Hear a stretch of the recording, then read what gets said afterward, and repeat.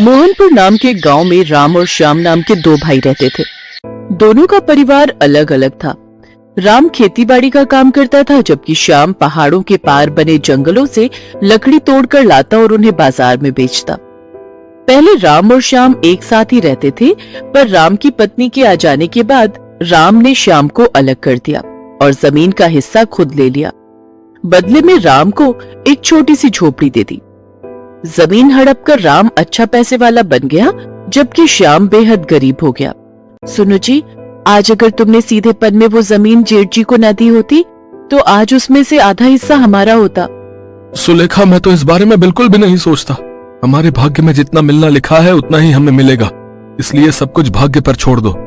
अच्छा, मैं जंगल जा रहा हूँ, लकड़ियाँ काट कर लाने में शाम हो जाएगी। श्याम लकड़ियाँ काटने जंगल चला जाता है। पहाड़ के पास बहने वाली एक नदी दलदल से भरी हुई थी। उस रास्ते से कोई भी गांव वाला गुजरते हुए भी घबराता था। श्याम भी जब लकड़ियां काटने जाता तो उस रास्ते की जगह दूसरे रास्ते से जाता था। नदी का किनारा दलदल से भरा हुआ था, इसलिए सब उस नदी के रास्ते जाने से डरते थे। पर श्याम जब पहाड़ी पार करके नीचे उतरा तो उसने देखा कि एक बड़े पहाड़ के पत्थर गिरने से वो रास्ता पूरी तरह बंद हो गया है, जिस रास्ते श्याम जाता है। अब क्या करूं? इस रास्ते पर तो पहाड़ी के पत्थर गिरे हुए हैं, ये तो पूरा रास्ता बंद है। अब तो मुझे उस दलदल वाली नदी के रास्ते ही जंगल जाना होगा। श्याम मजबूर था, इसलिए उसे उसी नदी के रास्ते जंगल जाना पड़ा। श्याम बहुत आराम से नदी के किनारे से निकल रहा था। अचानक ही उसे दलदल में से किसी के बचाओ बचाओ चिल्लाने की आवाज आई। श्याम ने मुड़कर देखा, दलदल में एक गाय फंसी हुई थी जो कुछ ही देर में दलदल में डूबने वाली थी। कोई बचाओ, मैं डूब रही हूँ। हे भगवान, ये गौ माता तो इस दलदल में डूब जाएगी, मुझे इन्हें बचाना होगा। श्याम का स्वभाव बहुत ही दयालु था। उसने गाय को सुरक्षित बचा लिया, पर अचानक वो दलदल वाली नदी एक सुनहरे बाग में परिवर्तित हो गई और वो गाय एक सुंदर कन्या में बदल गई। ऐसा नजारा देखकर श्याम हैरान रह गया। सुनहरे बाग में बहुत सारे सोने के पेड़ लगे थे, जिन पर सोने के अंगूर लटक रहे थे। ये सब क्या है? मैं कोई सपना देख रहा हूँ? वो दलदल वाली नदी कहाँ गायब हो गई? उसकी जगह ये सुनहरे सोने के पेड़ों पर सोने के अंगूरों से लदा बाग, ये सब क्या जादू है? तभी वहाँ एक सुंदर अप्सरा आती है। नहीं युवक, ये सपना नहीं, हकीकत है। वास्तव में ये दलदल मायावी है और ये हमारी सेविका रूपमाला है। रूपमाला को किसी नियम के उल्लंघन के कारण राजमाता से दंड मिला था कि जब तक इस रास्ते से जाता हुआ कोई मनुष्य इस पर दया करके नहीं बचाएगा, तब तक ये अपने असली रूप में नहीं आ सकती। तुम्हारा बहुत बहुत धन्यवाद युवक, तुमने मुझे श्राप से मुक्त कर दिया, नहीं तो कोई भी निस्वार्थ भावना से मेरी मदद को तैयार नहीं था। हम जादुई अप्सराएं इस सुनहरे वन में रहती हैं। अपनी सुरक्षा रखने के लिए हम अपने इस जादुई वन को छुपा कर रखते हैं, ताकि कोई भी लालची मनुष्य हमारे इस वन को और हमें नुकसान न पहुंचा सके। अब तुमने रूपमाला की इतनी मदद की है तो हम तुम्हें ऐसे नहीं जाने देंगे। आओ युवक, हमारे साथ हमारे महल में चलो। तुम्हारा हमारे इस जादुई सुनहरे वन में स्वागत है। राजमाता तुमसे मिलकर बहुत खुश होंगी। श्याम उनके साथ सुनहरे महल में चला जाता है। राजमाता, श्याम बहुत ही दयालु है, यह तो आपको पता चल ही गया, तभी हम श्याम को आपसे मिलवाने महल में ले आए। हाँ, यह तो हमें ज्ञात हो ही गया है। रूपमाला को हमने क्रोध में आकर दंड दे दिया, पर हमें चिंता थी कि कौन निस्वार्थी मनुष्य रूपमाला की मदद करेगा। पर तुम्हारा दयालु स्वभाव जानकर हम बहुत प्रसन्न हैं। आपका बहुत बहुत शुक्रिया। मुझे खुशी है कि मैं किसी के काम आ सका। मैंने तो ऐसा नजारा अपनी पूरी जिंदगी में कभी नहीं देखा था, ना ही ऐसे बढ़िया पकवान खाए थे। वास्तव में ये पकवान बहुत ही स्वादिष्ट थे। अब मुझे आज्ञा दीजिए, मेरी पत्नी घर पर राह देख रही होगी। मुझे जंगल से लकड़ियां काट कर जाना है, वैसे भी रात घिराई है। हम तुम्हें खाली हाथ नहीं लौटने देंगे, और अब तुम्हें लकड़ियां काटने की भी कोई आवश्यकता नहीं है। यह लो, यह हमारे सुनहरे बाग के सोने के अंगूर। तुम इन सोने के अंगूरों को बेचकर एक नया व्यवसाय शुरू कर सकते हो, जिससे तुम्हारी सारी गरीबी दूर हो जाएगी। चांदमाला, रूपमाला, श्याम को बगीचे के बाहर तक छोड़ाओ, ताकि शाम को कोई तकलीफ ना हो। अप्सरा चांदमाला और सेविका रूपमाला श्याम को बगीचे के बाहर तक छोड़ आती हैं। जैसे ही श्याम बगीचे से बाहर आता है, वह बगीचा गायब हो जाता है और फिर से एक दलदल वाली नदी बन जाती है।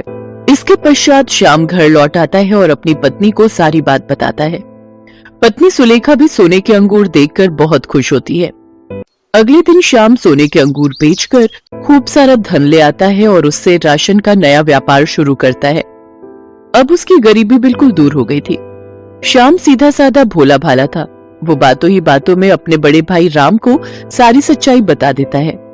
राम और उसकी पत्नी सुमन भी उन सोने के अंगूरों को पाने का लालच करने लगते हैं और उस दलदल वाली नदी के पास बिना किसी को बताए चले जाते हैं।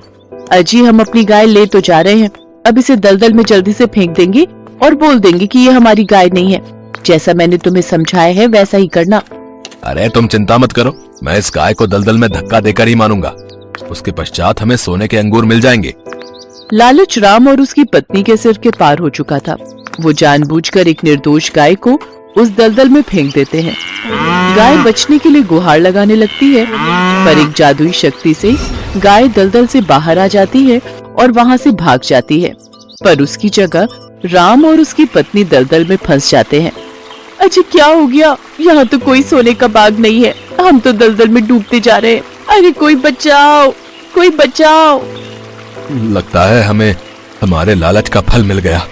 हमने लालच में आकर एक निर्दोष जानवर को मारना चाहा, जिसका फल हमें मिल गया। सुमन, अब हम दोनों को कोई नहीं बचा सकता। हम दोनों इस दलदल में डूब जाएंगे। राम और उसकी पत्नी सुमन लालच का शिकार हो जाते हैं और उस दलदल में डूब जाते हैं। शाम को जब इस बारे में पता चलता है तो वो बहुत फूट फूट कर रोता है, पर वो जानता था कि उसके भाई और भाभी ने हमेशा लालच में आकर बुरे कर्म किए। शायद उसी का परिणाम उनका ऐसा दर्दनाक अंत था। इस कहानी से हमें यही शिक्षा मिलती है कि हमें कभी भी लालच में आकर अपनी बुद्धि को नहीं खोना चाहिए और कभी भी किसी निर्दोष को नुकसान नहीं पहुंचाना चाहिए।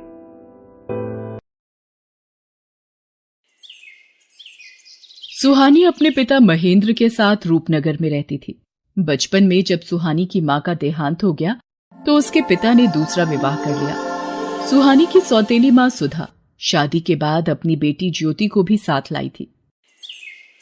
सुहानी और ज्योति अब बड़ी हो चुकी थी। सुहानी देखने में बहुत सुंदर थी। उसके लंबे काले और घने बाल उसकी सुंदरता में चार चांद लगा देते थे। ये देखकर सुधा सुहानी से बहुत ईर्ष्या करती थी। एक दिन, ज्योति, तुझे कितनी बार बोला है तू भी सुहानी जैसे सुंदर बालों वाली बन। देख उसके बाल कितने काले, लंबे और घने हैं। पता नहीं कितने महंगे महंगे इत्र और खुशबू वाली जड़ी बूटियां लाकर दी हुई हैं। पर तुझे घूमने से फुर्सत मिले तो तू बालों पर ध्यान देना। सुहानी को देख कितने सुंदर बाल है उसके। माँ, सुहानी के बाल बचपन से ही बहुत सुंदर हैं। मेरे बाल उसके जैसे नहीं है तो इसमें मेरी क्या गलती है?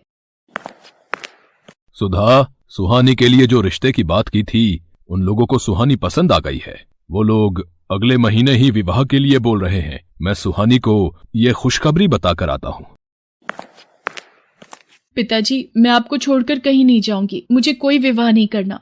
नहीं सुहानी बिटिया, हर कन्या के पिता को ये आस होती है कि उसकी पुत्री विवाह करके सकुशल अपनी ससुराल जाए। और फिर धर्मचंद जी जाने माने व्यापारी हैं, तो उनके पुत्र के साथ बहुत खुश रहेगी। और फिर सुहानी की शादी धर्मचंद जी के बेटे सुमेर चंद के साथ हो जाती है। सुहानी को अच्छा और पैसे वाला घर मिलता देख सुधा जलन से भर जाती है। मेरी पुत्री ज्योति का रिश्ता भी तो इतने बड़े सेठ के घर हो सकता था, पर इस सुहानी की वजह से ये संभव नहीं हो पाया। मैं भी देखती हूँ इसका विवाह इतने बड़े घराने में कैसे होता है। मेरी ये दवाई अपना असर दिखा देगी। सुहानी, जाओ जल्दी से स्नान कर लो, फिर विवाह के लिए तैयार भी होना है। हे भगवान, मेरे बाल कहाँ गए? मेरे सिर के तो सारे बाल गायब हो गए। ये कैसे हो गया? मैं गंजी हो गई। मेरे बाल कहाँ चले गए? पिताजी, पता नहीं, मैं नहाकर बाहर आई हूँ तो देखा मेरे सिर पर बाल नहीं है। पिताजी, अब मैं क्या करूँ? हे राम, ये क्या हो गया? तुम्हारे बालों से ही तो तुम्हारी सुंदरता थी, अब तुम गंजी हो गई हो। अब तो कोई भी तुमसे विवाह नहीं करेगा। ये सब क्या हो गया प्रभु? मेरी बेटी के साथ ऐसा क्यों हुआ? मेरी बेटी ने कभी किसी का बुरा नहीं चाहा, फिर उसको ही ये दुख क्यों मिला? सुहानी का रिश्ता टूट जाता है। महेंद्र भी सुहानी को लेकर अब बहुत दुखी रहने लगा था। सुहानी जब अपने पिता को दुखी देखती तो वो भी फूट फूट कर रो पड़ती थी, और ऐसा होते देख सुधा और ज्योति मन ही मन बहुत खुश होती थी। अब तो नगर के लोग भी जब सुहानी को देखते तो उसे गंजी कहकर उससे डर कर भाग जाते। अरे ये गंजी लड़की कितनी बदसूरत दिखाई पड़ती है। हाँ बहन, इसे देखकर तो डर लग रहा है।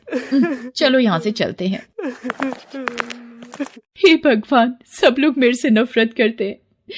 मेरे भी सपने थे कि मेरा विवाह होगा, मैं भी अपने ससुराल जाऊंगी। मेरे सारे सपने चूर चूर हो गए। मेरी वजह से मेरे पिताजी भी आज दुखी है। फिर मैं जीकर क्या करूंगी। तभी सुहानी के सामने उसकी माँ प्रकट होती है। माँ, आप कहाँ चली गई थी मुझे इस दुनिया में अकेला छोड़कर? मैं तुम्हारी मदद के लिए धरती पर आई हूँ। तुम बहुत अच्छी लड़की हो। अब तुम्हें निराश होने की आवश्यकता नहीं है। मैं तुम्हें ऐसे बाल दूंगी जिन्हें देखकर लोग तुम्हें कभी नहीं भूल पाएंगे। मैं तुम्हें सोने चांदी के बाल प्रदान करूंगी।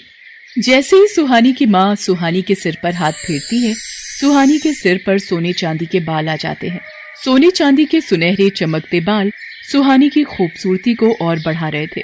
माँ, ये सोने चांदी के बाल तो बहुत खूबसूरत है। आपका बहुत बहुत धन्यवाद। आपने मुझे फिर से सुंदर बना दिया। आपने मेरी सारी परेशानी दूर कर दी। खुशी खुशी अपने घर जाओ सुहानी। अब कभी भी उदास नहीं होना। मेरा आशीर्वाद सदैव तुम्हारे साथ है। सुहानी खुशी खुशी घर की ओर चल पड़ती है।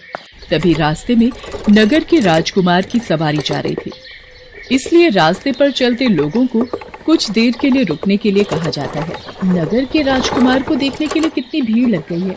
भीड़ में से निकलने की कोशिश करती हूँ।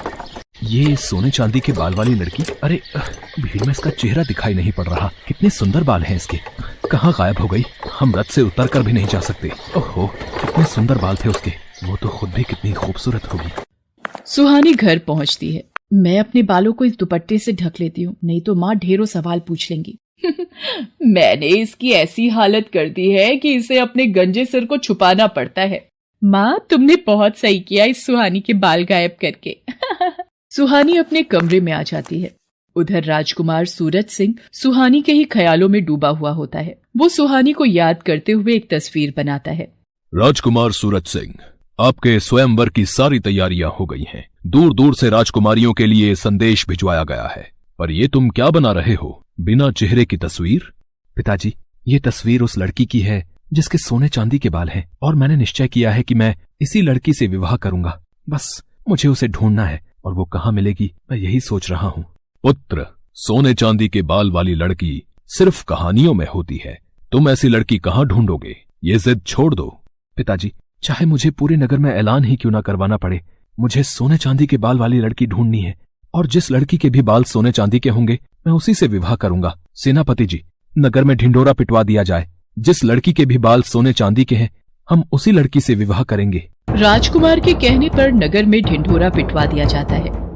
क्या राजकुमार सूरज सिंह उस लड़की से विवाह करेंगे जिसके बाल सोने चांदी के होंगे? मैं कल ही अपनी बेटी ज्योति के बालों में सोने और चांदी का पानी लगा दूंगी। राजकुमार को क्या पता लगेगा, और विवाह के बाद तो उन्हें ज्योति को स्वीकारना ही होगा। हाँ, ये ठीक रहेगा।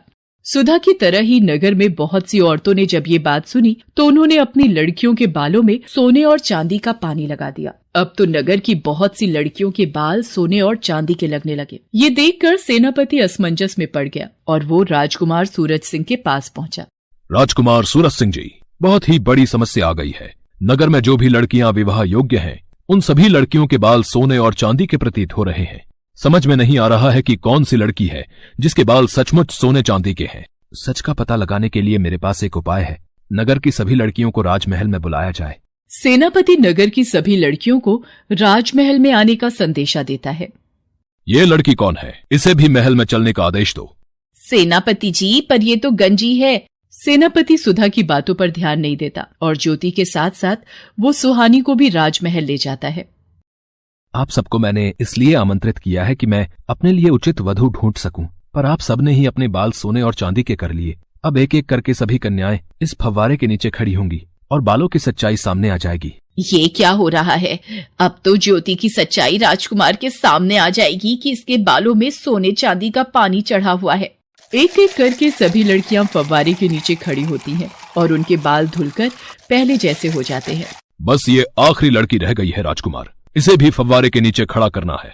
पर ये तो गंजी है, इसके बाल तो मैंने हो, ये मैं क्या बोलने जा रही थी। इनमें से तो कोई भी लड़की सोने चांदी के बाल वाली नहीं निकली, पता नहीं वो कौन थी। बस ये आखिरी उम्मीद रह गई है।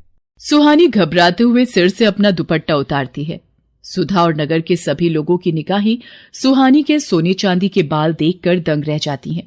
सुहानी फव्वारे के नीचे खड़ी हो जाती है। उसके बाल तो सचमुच सोने चांदी के थे। ये देखकर राजकुमार खुश हो जाता है। हम तुमसे विवाह करना चाहते हैं, क्या तुम्हें मंजूर है? आपको पति के रूप में पाना मेरा सौभाग्य है, पर मेरे बिना पिताजी। सुहानी बेटी, अब वक्त आ गया है तू इस दुख भरी जिंदगी से आजाद हो जाए और खुली हवा में सांस ले सके।